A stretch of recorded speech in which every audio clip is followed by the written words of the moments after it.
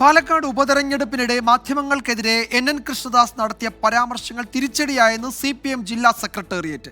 പെട്ടി വിവാദത്തിലെ പ്രതികരണവും ദോഷം ചെയ്തു എന്നാണ് പാർട്ടി വിലയിരുത്തൽ. നടപടി നേരിട്ട PK ശശിയെ പാലക്കാട്ടെ CITUവിന്റെയും ചുമട്ടുതൊഴിലാളി യൂണിയന്റെയും ജില്ലാ പ്രസിഡന്റ് സ്ഥാനത്ത് നിന്ന് നീക്കം ചെയ്തു.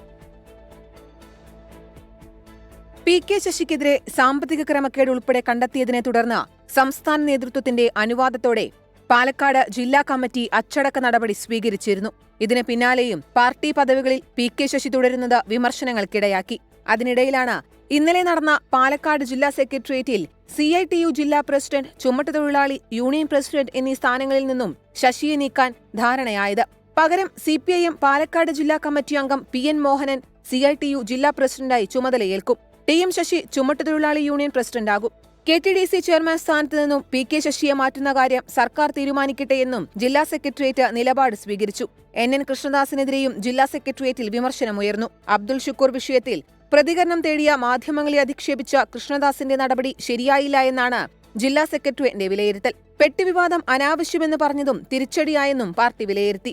പാലക്കാട് ഏരിയ സമ്മേളനം നടക്കാൻ ദിവസങ്ങൾ മാത്രം ബാക്കി നിൽക്കെയാണ് പ്രധാന നേതാക്കൾക്കെതിരെ ജില്ലാ സെക്രട്ടേറിയറ്റിലെ നടപടിയും വിമർശനവും. ഡോക്ടർ P സരിനെ പാലക്കാട് ഉപതെരഞ്ഞെടുപ്പിൽ സ്ഥാനാർത്ഥിയാക്കിയത് ശരിയായ തീരുമാനമാണെന്നും പാർട്ടി വിലയിരുത്തി. 24 പാലക്കാട്.